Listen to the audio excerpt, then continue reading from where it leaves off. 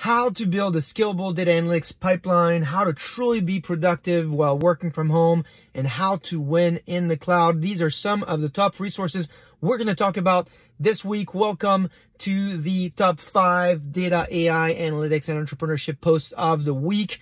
We have been very busy this week. Now, Jeff, if you're listening to this, I am not forgetting about your challenge on giving this update from my bike, but given the conditions in California right now with COVID and the fires, I gotta wear these masks, and it wouldn't be a fun update if I did it with a mask on. However, I have bought the tripod that I could put on my bike to do this, so I promise to you that I will do it next time I can. In the meantime, this is going to be a car cast, as my friend Merv Adrian labeled these updates. So let's get started. Before I do that, I want to make sure you continue driving this conversation. Tag, like, comment, follow me, and make sure that you introduce other folks to this content, as well as share your own content.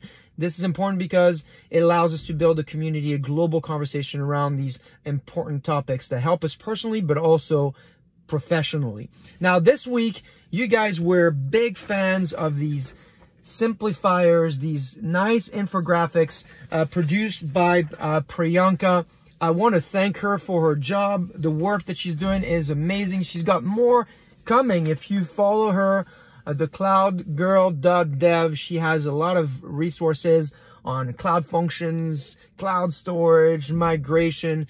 And if you follow me, there's a great update, great video interview that I did of her. So make sure to be on lookout for that, and make sure to follow her and connect with her as well. Another great hero of mine this week is Alexa of Bluecore. Tens of thousands of personalized recommendations per second. Her company sends millions of messages every day, and she does a great job in her session to explain how that works. But also outside of work, she writes great blogs. In fact, one of the blogs that I've shared this week from her is about storage, row or column-based storage. Which one should you choose? You'll find out the answer is actually both, and she guides you through the use cases. So Alexa, thank you so much for doing this for the community. I hope many folks will reach out to you and help you scale your content. You are a great writer, a great presenter, and a very important data and analytics leader in the community. For more best practices, if you want to know what separates the best from the rest, I invite you to join me and Eric Best, the CEO of Sound Commerce, as well as Nikhil Mishra from Verizon, this coming Wednesday on a session on why the multi-cloud matters and how you can maximize value from migrating to the cloud. So both these leaders have great best practices and great lessons they're going to share with you. Make sure to tune in into that session. There's a lot of great content here and real experience that they can share with you. If inside your company you're looking at more generic research and content to convince others of the way you want to move to the cloud and maximize value there, I also highly recommend a research piece published this week by Accenture. Winning in the cloud is hard. 90% of businesses have adopted the cloud, but only 35% of them are succeeding. So what can we learn from them? And this paper from Accenture is really focused on that. They document 5 steps: migrate and scale up, get the most out of hyperscalers, modernize and accelerate, run and optimize, innovate and grow. So they break out these stages. But the reason why I like this piece the most is because they've picked specific customer examples. They've looked at a major utility company that reduced outage costs from millions to less than $10 annually.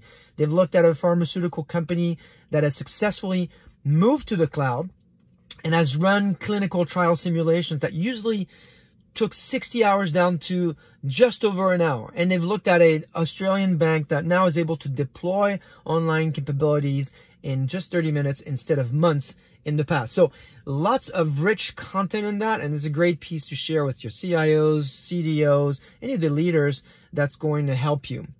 Now, if all of this is not enough, there's a lot more that you'll find in my blog this week. There's an explanation of what generative AI is by Svetlana of Gartner. It's a great piece, entertaining. It's an important topic in the artificial intelligence field. Highly recommend you take a look at it. If you want to laugh, there's also a great video from the data whisperer, Scott Taylor, who announced his Master Data Marathon, and he makes data sing there. It's really entertaining. It's fun. I hope you can join his virtual event.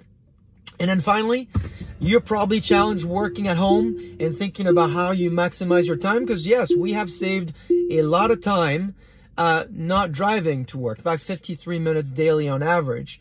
But are we being more productive? So the HBR, Harvard Business Review, has a great article on 6 best practices and how you can maximize your time. I'll run you through them.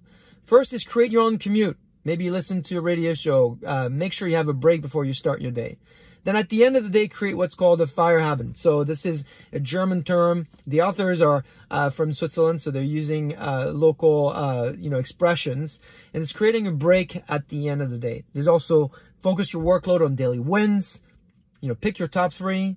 Pick your top things you're going to win on in that day. Put proactive time on your calendar. And reclaim the social in social distancing. And then finally, run time management experiments. Lots and lots of great content this week. We had a very rich week. I hope these resources will help you. Let me know. Put comments down here. Tag people. Continue driving this conversation. Let's continue to be data-driven. And I will see you next week.